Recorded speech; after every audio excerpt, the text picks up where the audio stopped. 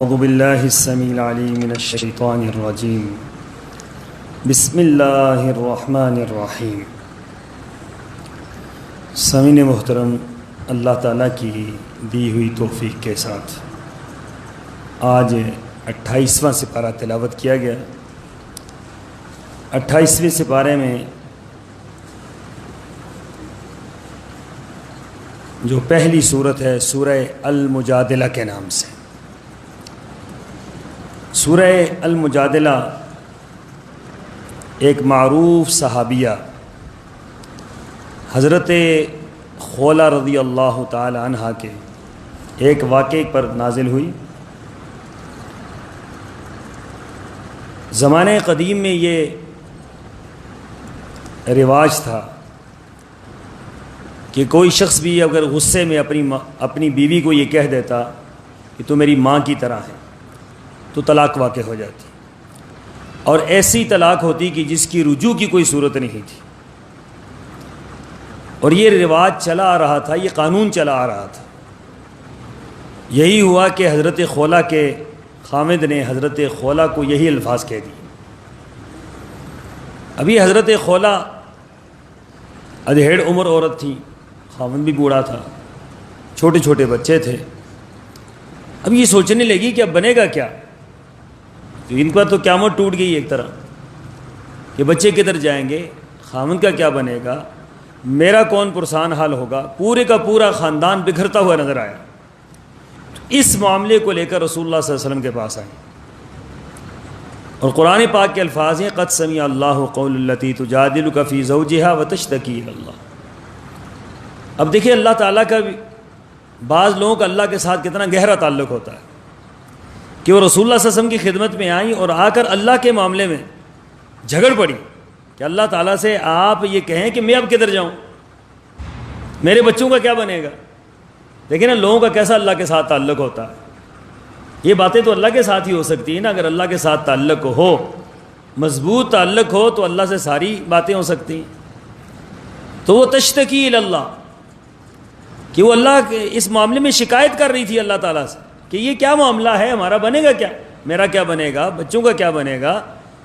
جس نے غصے میں آ کر کہہ دیا ہے تو یہ کیا آخر کار اس کا۔ تو رسول اللہ صلی اللہ علیہ وسلم خاموش ہو گئے۔ اب دیکھیں پیغمبر ہے لیکن پیغمبر خاموش ہے، کیوں کہ آرڈر بولنے کا نہیں، مسئلہ پتہ نہیں ہے۔ آج مسئلہ یہی ہے سب سے بڑا کہ جس کو مسئلہ پتہ ہی نہیں ہوتا وہ مسئلہ بتانا شروع کر دیتا ہے۔ یہاں پیغمبر ہیں، اللہ کے رسول ہیں، شریعت جن پر نازل ہو رہی ہے، شریعت جو بتلا رہے ہیں، وہ خاموش ہو کر بیٹھے ہیں، کوئی جملہ نہیں کہہ رہے، بالکل خاموش۔ اتنے میں آپ پر وحی نازل ہونا شروع ہو گئی، اور جب آپ پر وحی نازل ہوتی تو آپ علیہ الصلوۃ والسلام کا چہرے کا رنگ بدل جاتا تھا، آپ پر پسینے، سردی، شدید سردی ہوتی، آپ پر پسینہ آنا شروع ہو جاتا۔ جب آپ وحی سے فارغ ہوئے تو آپ نے فرمایا خولہ تجھے مبارک ہو کہ تیرا ہی مسئلہ حل نہیں ہوا بلکہ ہر عورت کا مسئلہ حل ہو گیا۔ اور حل کیسے ہوا کہ اللہ تعالیٰ نے اس مسئلے کو 3 طرح کے کفارے میں بدل دیا۔ اگر کوئی بندہ آج بھی اپنی بیوی کو یہ بات کہہ دیتا ہے تو میری ماں ہے، غصے میں کہہ دیتا ہے، کوئی ایسا جملہ جو محرم کے طور پر استعمال ہوتا ہو، مثلا یہ کہہ دے تو میری بہن ہے، تو میری بیٹی ہے، یہ الفاظ کہہ دے، تو اس کا اب حل کیا ہے؟ حل یہ ہے، قرآن پاک کے الفاظ یہ ہیں کہ پہلا حل یہ ہے کہ وہ الذین یظاہرون منکم من نسائہم ما ہن امہاتہم، پہلی بات تو یہ ہے کہ مائیں نہیں بنتی، کسی کو کہنے سے ماں نہیں بن جاتی، کسی کو آپ نے اگر بہن کہہ دیا بہن نہیں بن جائے، کسی کو بیٹی کہہ دیا بیٹی نہیں بن جائے۔ کیوں؟ ان امہاتہم الا اللہ ولدنہم، اصول یہ ہے کہ وہی مائیں ہوتی ہیں جن سے جنا جاتا ہے، وہ تھوڑی ماں، ہر عورت ماں تھوڑی ہوتی ہے، ماں تو وہی ہے کہ جس کے پیٹ سے جنا گیا ہے۔ پھر فرمایا کہ وَإِنَّهُمْ لَيَقُولُونَ مُنْكَرًا مِنَ الْقَوْلِ، آپ سے قتل ہو گیا آپ غلام آزاد کریں، آپ سے فلاں معاملہ ہو گیا آپ غلام آزاد، ہر معاملے میں غلام کو آزاد کرنے کا حکم تھا۔ اس طریقے سے اسلام نے احسان کیا ہے غلاموں کو آزاد کرنے کے معاملے میں۔ آج اگر دنیا کے اندر غلامی ختم ہوئی ہے تو اس کی بنا یہ رسول اللہ صلی اللہ علیہ وسلم کا طرز عمل تھا۔ تو فرمایا کہ پہلی بات تو یہ کہ وہ ایک غلام کو آزاد کرے گا۔ فرمایا کہ اگر یہ نہیں ہے فَمَن لَّمْ يَجِدْ فَصِيَامُ شَهْرَيْنِ مُتَتَابِعَيْنِ مِن قَبْلِ أَن يَتَمَاسَّا، فرمایا اگر ایسا نہیں ہے تو پھر 2 مہینے مسلسل روزے رکھے گا بیوی کو چھونے سے پہلے. اور تیسری بات فرمایا کہ پھر اگر یہ بھی نہیں ہے تو پھر کیا کرے گا. دیکھیں اسلام نے ہمیشہ آپشن دیے, پہلا آپشن, دوسرا آپشن, تیسرا آپشن, یہ کر لو, یہ کر لو, یہ کر لو. یہ اسلام نے, یہ اسلام کی کہا جاتا ہے نا دین یسرن, کہ دین آسان ہے, اس کی یہ بنیاد کہ ہر معاملے میں آپ کو دین اسلام آپشن دیتا ہے. بھائی یہ کام کرو, نہیں ہو سکتا, یہ کر لو, نہیں ہو سکتا, یہ کر لو. کوئی نہ کوئی تو ہوگا نا ان میں سے. تو پہلے فرمایا کہ غلام آزاد کرو, اچھا نہیں ہو سکتا غلام آزاد, کسی کی طاقت نہیں ہے یا غلام میسر نہیں ہے, تو پھر فرمایا کہ 2 مہینے مسلسل روزے رکھو. اچھا جی 2 مہینے بھی مسلسل روزے رکھنے کسی کی بس کی بات نہیں ہے, تو پھر کیا کرے. پھر فرمایا کہ 60 مساکین کو کھانا کھلائے.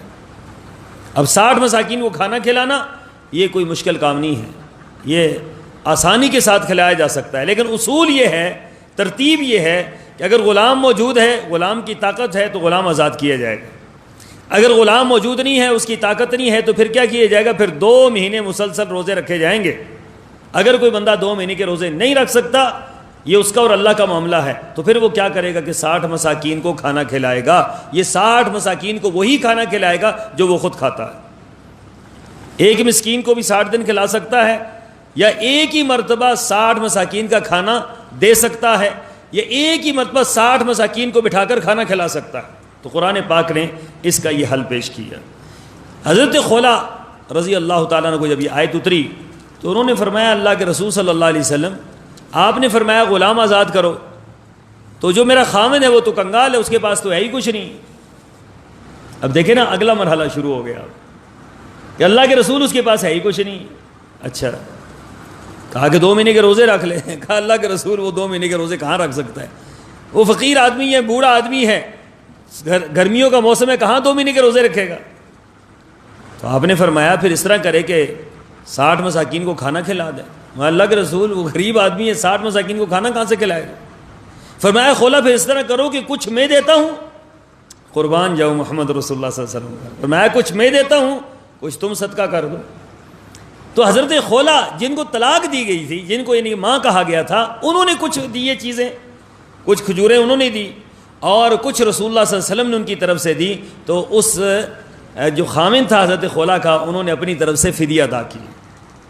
اب معلوم یہ ہوتا ہے اس مسئلے سے کہ اگر کوئی بندہ صاحب استطاعت نہیں ہے, کفارہ اس پر پڑ گیا ہے, تو آپ اس کی مدد کر سکتے ہیں, اور وہ لوگوں کے سامنے اس معاملے میں کہہ سکتا ہے کہ جناب مجھے کفارہ پڑا ہے, آپ میری مدد کریں تاکہ میں کفارے سے نکل جاؤں.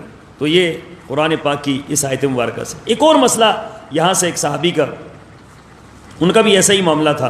رسول اللہ صلی اللہ علیہ وسلم کی خدمت پہ حاضر ہوئے تو اللہ کے رسول صلی اللہ علیہ وسلم نے فرمایا کہ بھائی جاؤ, جا کر انہوں نے اپنی بیوی سے جو ہے حالت روزے میں بیوی کو مل گئے تھے. تو رسول اللہ صلی اللہ علیہ وسلم کے پاس آئے اور بڑے پریشان تھے کہ اب میں کیا کروں.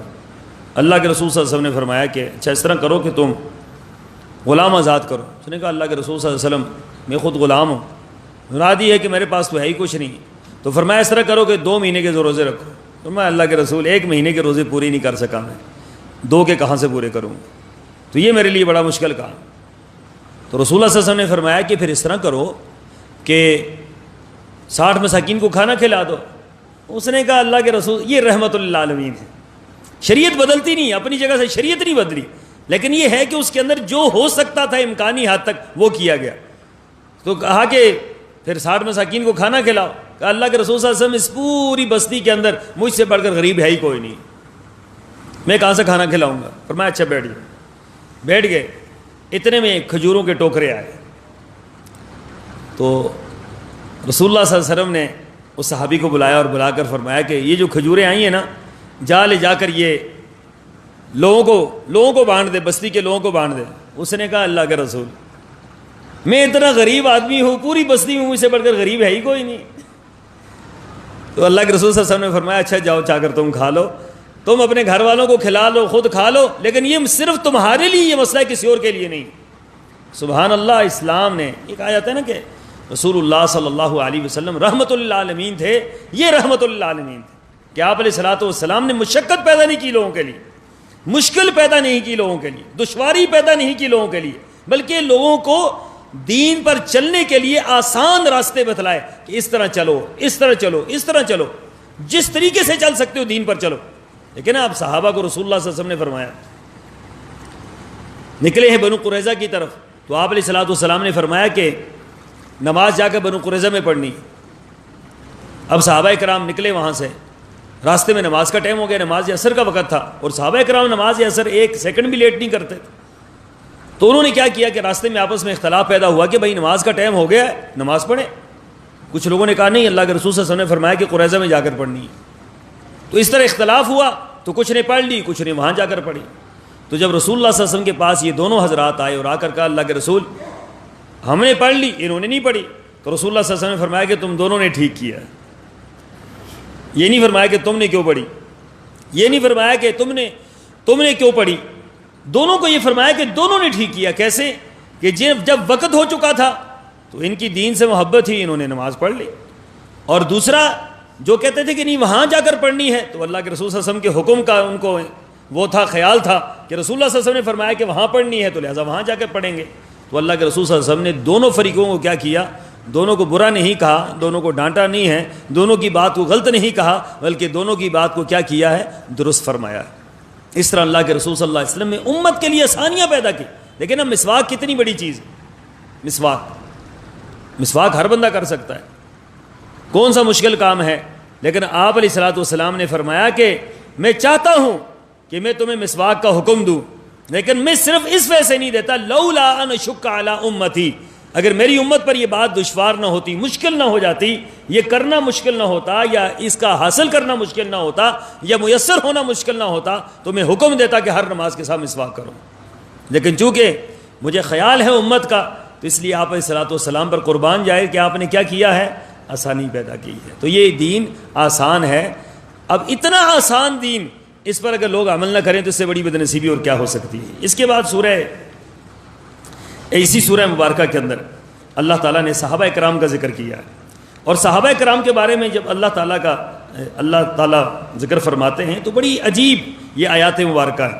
فرمایا اولئک کتب فی قلوبہم الایمان, یہ وہ لوگ ہیں صحابہ کرام کے جن کے دل کے اوپر اللہ نے ایمان لکھ دیا. ایک ہوتا ہے ایمان ڈالنا, ایک ہوتا ہے ایمان لانا, ایک ہوتا ہے ایمان کو لکھ دینا. لکھنے سے مراد یہ ہے کہ اب اس سے ایمان خارج ہو سکتا نہیں ہو سکتا. اولئک کتب فی قلوبہم الایمان, اللہ نے ان کے اوپر ایمان لکھ دیا. پھر ایک اور اللہ نے اعزاز اسی سورہ مبارکہ کے اندر صحابہ کرام کو دیا. پوری دنیا کی واحد یہ جماعت جب سے کائنات بنی ہے, جب تک کائنات رہے گی, یہ واحد جماعت ہے صحابہ کی کہ جن کو اللہ تعالیٰ نے یہ فرمایا اولئک حزب اللہ, کی اللہ کی جماعت ہے.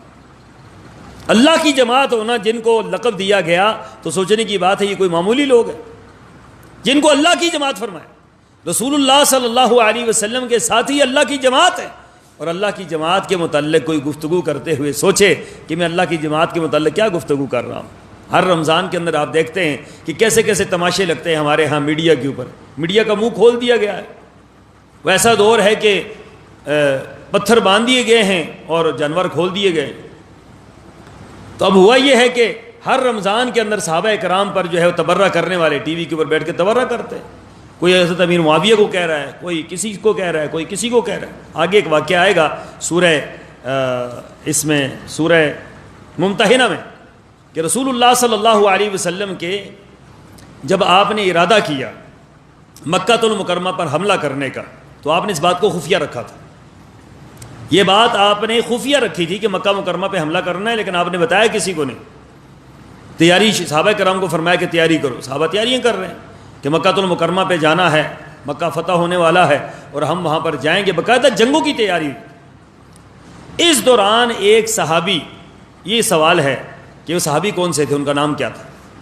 ایک صحابی انہوں نے کیا کیا کہ خط لکھا, اور خط لکھ کر ایک عورت کو دیا کہ یہ جا کر مکہ مکرمہ میں فلاں کافر کو, مشرک کو دینا ہے, تاکہ اس کو یہ پتہ چل جائے کہ رسول اللہ صلی اللہ علیہ وسلم حملہ کرنے والے ہیں اور وہ اپنا بچاؤ کر لیں. اب یہ جنگی طور پر تو بہت بڑا جرم تھا, بہت بڑا جرم تھا کہ رسول اللہ صلی اللہ علیہ وسلم کی بات لیک ہو گئی, جاسوسی ہو گئی. اللہ کے رسول صلی اللہ علیہ وسلم جس بات کو خفیہ رکھنا چاہ رہے تھے وہ بات انہوں نے اشکارا کر دی. رسول اللہ صلی اللہ علیہ وسلم کو وحی کے ذریعے اللہ تعالیٰ نے بتلا دی ہے کہ یہ معاملہ ہو گیا ہے. اللہ کے رسول صلی اللہ علیہ وسلم نے حضرت علی کو بلایا اور حضرت علی کو ساتھ 2 بندوں کو کہا 2 بندوں کو ساتھ لے لو، فلاں مقام پر تمہیں ایک عورت ملے گی، مدینہ کے راستے میں فلاں مقام پر ایک عورت ملے گی، اس عورت کے پاس ایک خط ہے، اس سے وہ خط لے کر آؤ اور اس کو گرفتار کر کے لاؤ۔ اب یہ حضرت علی فرماتے ہیں جب ہم گئے پیچھے تو قربان جائیں رسول اللہ صلی اللہ علیہ وسلم کی صداقت پر کہ آپ علیہ الصلوۃ والسلام کی زبان کی سچائی دیکھیں۔ فرماتے ہیں کہ جس مقام کا اللہ کے رسول نے نام لیا تھا اسی مقام پر وہ عورت ہمیں ملی، وہیں پہ عورت ملی۔ اسے کہا بھائی خط نکالو، اس نے کہا کون سا خط، میرے پاس تو کوئی خط نہیں ہے، میری تلاشی لے لو۔ اس کی تلاشی لی گئی، کوئی خط نہیں نکلا۔ تو حضرت علی رضی اللہ تعالیٰ عنہ فرمانے لگے کہ ہم تجھے برہنہ کریں گے، ہم تجھے برہنہ کریں گے، اگر تو خط نہیں دے گی تجھے برہنہ کریں گے۔ وہ ڈر گئی تو اس نے کہا کہ ہاں، اس نے اپنے جوڑے میں سے نکال کر وہ خط دیے، اس نے کہا یہ خط ہے۔ خط لیا، اس عورت کو گرفتار کیا، واپس رسول اللہ صلی اللہ علیہ وسلم کی خدمت میں آ گئے۔ جب اللہ کے رسول کی خدمت میں آئے تو اس طرح مجلس مسجد نبی کے اندر جمی ہوئی تھی، تمام صحابہ کرام بیٹھے ہوئے تھے، وہ صحابی جس سے یہ معاملہ سرزد ہوا وہ بھی بیٹھے ہوئے۔ آپ علیہ الصلوۃ والسلام نے جب خط صحابہ کو پڑھ کر سنایا کہ یہ دیکھو اگر یہ خط وہاں پہنچ جاتا تو مسلمانوں کو کتنا نقصان ہوتا، جب وہ خط سنایا گیا تو حضرت عمر کھڑے ہو گئے، انہوں نے کہا اللہ کے رسول مجھے حکم فرمائیں اس منافق کا سر قلم کر دیں۔ اللہ اکبر، صحابہ کرام کی غیرت بڑی عجیب تھی، فوری طور پر حضرت عمر فرمانے لگے اس کا میں سر قلم کر دوں، اس نے اتنی بڑی حرکت کی ہے۔ رسول اللہ صلی اللہ علیہ وسلم نے فرمایا دع یا عمر، اے عمر چھوڑ دے۔ اللہ اکبر، یہ صحابہ کرام کا معاملہ ہے۔ آج چھوٹی چھوٹی باتیں اٹھا کر ہم صحابہ کرام پر کتنے بڑے بڑے تبرے کرتے ہیں، کتنی بڑی بڑی باتیں ہم صحابہ کرام پر کر جاتے ہیں کہ کتنا بڑا معاملہ ہوا ہے، رسول اللہ کی موجودگی میں ہوا ہے۔ تو حضرت عمر رضی اللہ تعالیٰ فرما رہے ہیں اللہ کے رسول مجھے اجازت دے سر قلم کر دوں، یہ تو منافق ہو گیا۔ اللہ کے رسول صاحب فرما رہے ہیں دا یا عمر، اے عمر چھوڑ دے۔ حاتم سے پوچھا کہ تیرا کیا مسئلہ ہے، تو نے یہ کام کیوں کیا؟ اس نے کہا اللہ کے رسول میرے خاندان والے لوگ وہاں پہ رہتے ہیں تو میں نے یہ سوچا چلو میں یہ خط لکھ دوں گا تو ان کو یہ پتہ چلے گا کہ چلو اس نے ہمارا ساتھ دیا تو میرے خاندان کے لوگ بچ جائیں گے، قتل و غارت سے بچ جائیں گے۔ اللہ کے رسول میرا کوئی ارادہ نہیں تھا، نہ میں نے اسلام کو چھوڑا، نہ میں نے دین کو چھوڑا، نہ میں نے آپ کو چھوڑا ہے، میری صرف فقط اتنی سی وجہ تھی۔ اللہ کے رسول صلی اللہ علیہ وسلم نے ان کا عذر قبول کیا اور حضرت عمر سے بڑی عجیب بات فرمائی، فرمایا اے عمر تو جانتا نہیں ہے یہ کون ہے، تو جانتا نہیں ہے یہ کون ہے؟ اب دیکھیں یہ کون تھے، مجرم ہیں، اسلام کے مجرم ہیں، رسول اللہ صلی اللہ علیہ وسلم کے مجرم ہیں، اور آپ علیہ الصلوۃ والسلام فرما رہے ہیں عمر تجھے نہیں معلوم یہ کون ہے؟ فرمایا اللہ کے رسول مجھے نہیں معلوم۔ فرمایا کہ یہ اہل بدر میں سے ہے، یہ بدری ہے، اور بدریوں کے بارے میں پتہ ہے تجھے اللہ نے کیا فرمایا ہے؟ اللہ کے رسول کیا فرمایا؟ فرمایا اعملوا ما شئتم قد غفر اللہ لکم، جو مرضی ہے کرتے رہو اللہ نے تمہارے گناہوں کو معاف کر دیا۔ میں تم کون ہوتے ہو یہ بات کہنے والے؟ جن کو اللہ نے معاف کر دیا ہے تم ان کے بارے میں گفتگو کرتے ہو، تجزیے کرتے ہو، بیٹھ کر تبرے کرتے ہو، ان کے بارے میں گفتگو کرتے ہو۔